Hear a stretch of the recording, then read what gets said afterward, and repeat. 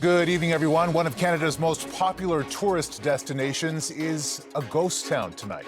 Overnight, a frantic escape to leave Jasper, Alberta, the largest national park in the Rockies. Now, the fire that prompted the evacuation order is just 12 kilometers away. 25,000 people have been forced to flee, including 15,000 in the park itself and 10,000 full-time residents and seasonal workers. Forced west to British Columbia, which is also battling more than 400 active wildfires, more than half of them out of control.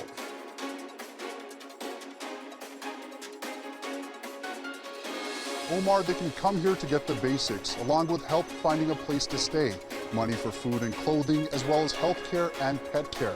Now, Edmonton is just one of several cities helping out. That includes one village in BC that's become the safe haven for thousands of evacuees.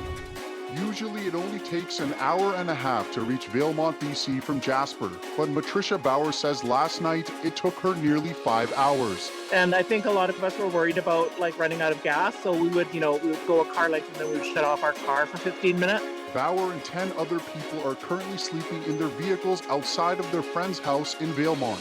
This was my bedroom last night. I just slept here with my pillow.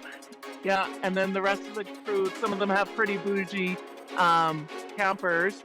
With a population of just over 1,000, Valemount's mayor estimates 4,000 evacuees arrived by morning.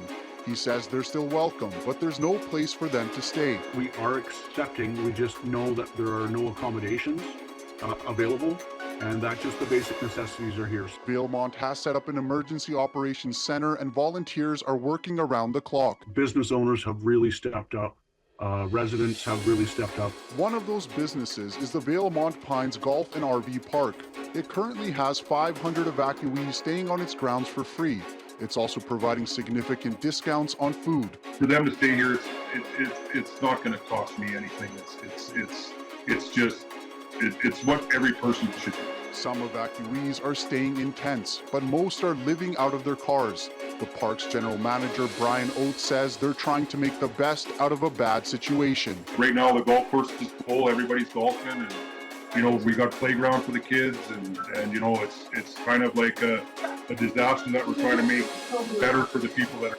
British Columbians will always do everything that we can to help our neighbors in crisis. But you are correct that we are also facing some very challenging circumstances as well. BC officials are asking evacuees to turn back to Alberta. They say the province's hands are full with their own evacuations. In the U.S., Kamala Harris intensified her attacks against Donald Trump at her first campaign rally today in battleground Wisconsin. This as President Joe Biden gets ready to address Americans tomorrow night, detailing his decision to drop out. Melbourne. Making her debut, hitting the campaign trail in battleground Wisconsin, Vice President Kamala Harris. Ours is a fight for the future.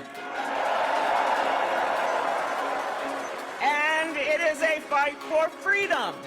The former senator and California prosecutor sharpening her case against Donald Trump, reminding voters Trump is a convicted felon. Donald Trump was just found guilty of fraud on 34 counts.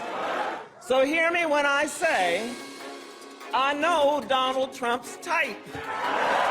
And to the chance of lock him up,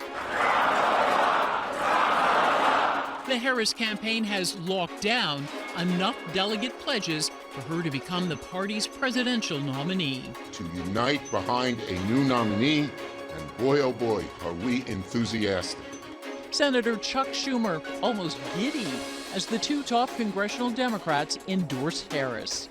I'm proud to strongly endorse Kamala Harris. A generation younger than Donald Trump, Harris's campaign infused with new money and excitement. After President Joe Biden stepped aside, new polling shows Harris and Trump are neck and neck in key swing states needed to win. But beating Trump won't be easy. After surviving an assassin's bullet, Republicans are solidly unified behind him. The former president taking aim at his new opponent in this new campaign message. She's the same as Biden, but much more radical. She's a radical left person, and this country doesn't want a radical left person to destroy it. And from this Republican, an offensive racist attack. Biden said, first off, he said he's going to hire a black female for vice president, and that he just skipped over. What about white females? Are you suggesting she was a DEI hire? 100%. She was a DEI hire. The House Speaker warning against that kind of talk. This is not personal with regard to Kamala Harris and her ethnicity or her gender. Israel's prime minister is set to address Congress tomorrow. Today, hundreds staged a protest demanding an end to the war. Last night, Netanyahu met families of hostages and for the first time reportedly signaled progress in talks to free them. In China, Palestinian factions Hamas and Fatah signed a declaration on a unity government after a long-standing rift. But there are doubts it will lead to a permanent resolution after a similar deal in 2011 failed. The director of the U.S. Secret Service has resigned, bowing to pressure just a day after resisting calls to step down. Kimberly Cheadle was grilled by Democrats and Republicans for failing to prevent the attempted assassination of Donald Trump. In an email to staff, she took responsibility for the security failures. A Canadian man has been found guilty in the UK under the country's Terrorism Act. He was part of an outlawed group linked to terror plots. 29-year-old Khalid Hussein from Edmonton was arrested and charged by UK police after flying to London last year. He'll be sentenced next week. Controversy just days ahead of the Paris Games. Canada is accused of spying on New Zealand's women's soccer team. A non-accredited member of Canada's soccer support team was detained yesterday by French authorities. It's believed the staff member used a drone to record New Zealand's women's team during practice. Today, Canada's Olympic Committee apologized to New Zealand, saying they are shocked and disappointed. The crisis in healthcare is prompting an urgent message tonight from the Canadian Medical Association to ban paid primary care. Alexandra Zanis has been searching for a family doctor for 6 years. Without one, getting treated for her asthma involves waiting for hours. Quite a few times where you're seeking health care and you end up having to go to the emergency room because the walk-in clinics are also at capacity because of the shortage. Like Zanis, 6.5 million Canadians do not have a family doctor. But the Canadian Medical Association is warning provincial governments that relying more on private clinics may not be the solution. They're taking away scarce resources. While it's tempting to put in private organizations, private services to try to fill gaps in the public system, there are not any additional physicians or nurses to go over to those private services. In addition to thorough testing and as for-profit healthcare expands, the CMA in its draft policy wants private clinics banned from charging fees for primary care. We don't want to see a family having to pay to take their child who's ill to their family doctor. We don't want to have to see that being a barrier to getting care. Instead, the association wants the focus on funding family health teams, where patients can benefit from doctors, therapists, dietitians, and pharmacists, all in one location. The CMA says government should aim to connect 80% of Canadians to a family health team in 10 years. It really does reinforce the need to fund that primary care piece and to allow people to get that initial care that they need, that preventative care that they need, so that it doesn't spiral out of control and affect other areas of health. Well, if you're a homeowner on a variable mortgage or thinking of buying, you'll likely be watching tomorrow's rate decision from the Bank of Canada closely. Canadians could soon have more money to spend, as borrowing is expected to get cheaper tomorrow, when economists predict the Bank of Canada will cut interest rates again. It just seems like all the stars are aligning for rate cuts. At 2.7%, inflation is slowing, and now consistently within the bank's target range. A key reason economists expect the bank to cut its key rate by 25 basis points, from 4.75% to 4.5%. We're looking at measured declines rather than bigger drops because it would would signal that there's a lot more concern about the economy if they went for a larger increase. The move will likely impact Canada's housing market, which saw early signs of renewed life after the last rate cut 6 weeks ago. Ottawa has never had prices drop. On average, it went down 5% last year. Ottawa realtor Marnie Bennett says home prices have dropped as buyers and sellers sit on the sidelines, waiting for rates to come down and stabilize. Right now, buyers are saying, okay, what do I do? Do I wait? Are prices going to fall? So we're just on a holding pattern? Or sellers are like, hey, I missed out on the boat, during COVID when prices were 2021. But you know what? I'm going to wait because they're going to be still prices really high. So we're dealing as real estate people with this whole balance effect right now. So what would a rate cut do to mortgage rates? Cuts are already priced into current fixed-rate mortgages, which are based on bond prices. Still, those with adjustable and variable rate mortgages will see almost immediate changes. It's good news across the board for borrowers, but the impact will be, slow and steady on the way down. We can expect a much slower descent than when we saw rates increase. Paris has not only taken on the task of hosting the Summer Olympics, but also wants to make this the greenest games. Paul Hollingsworth on what that looks like.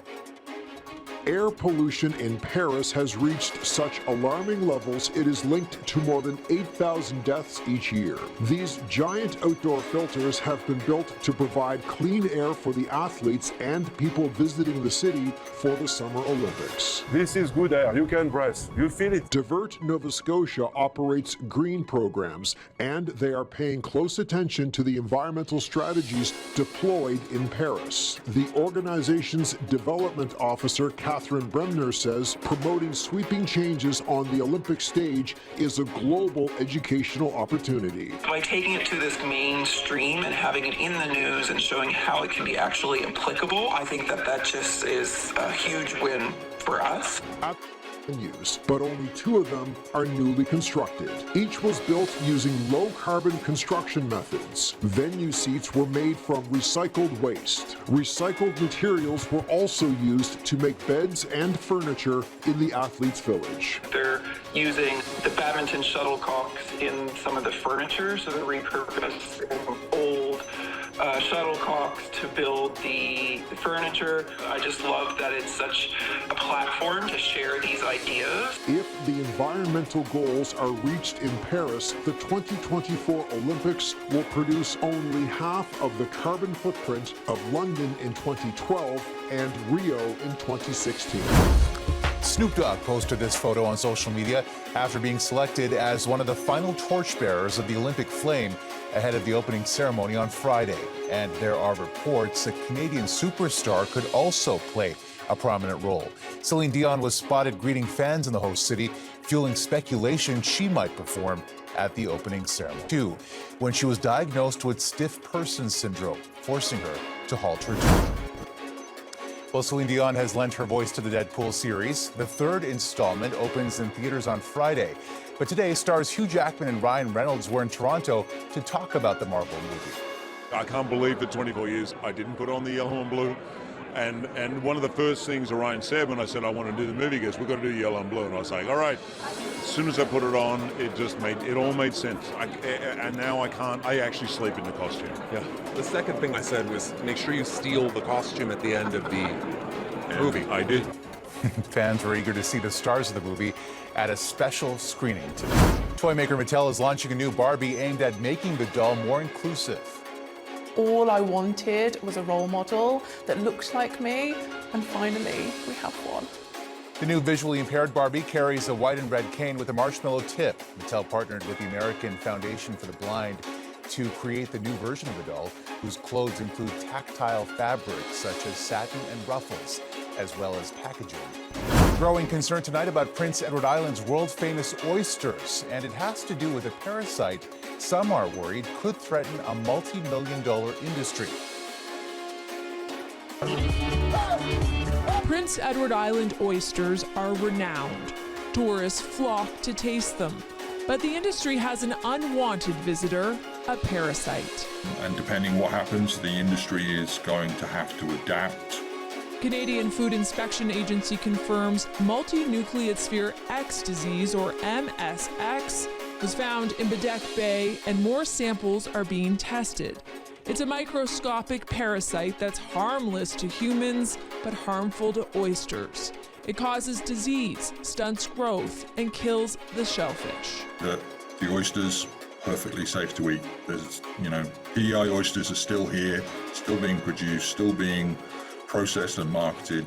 But fishermen are frustrated as they face uncertainty. Nothing can be moved in or out of the areas where the parasite's been detected without a permit, which means, at least right now, some can't get their oysters to market. The paperwork has to be straightened out. It's got buyers frustrated and it's got fishermen scared. The parasite is new to PEI, but has been present in the U.S. oyster industry for decades. Still, its arrival is worrying. It devastated oyster farms in Bredora Lake in Nova Scotia in the early 2000s. Wild populations were completely devastated as well. So it essentially shut down the oyster industry in the Bredora Lake. Once detected, biologists say the parasite doesn't go away. So you have to try to find an industry, you have to try to build an industry around it.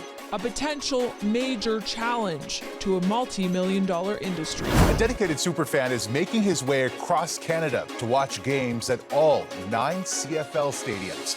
The sports lover started his journey with the goal of breaking a world record.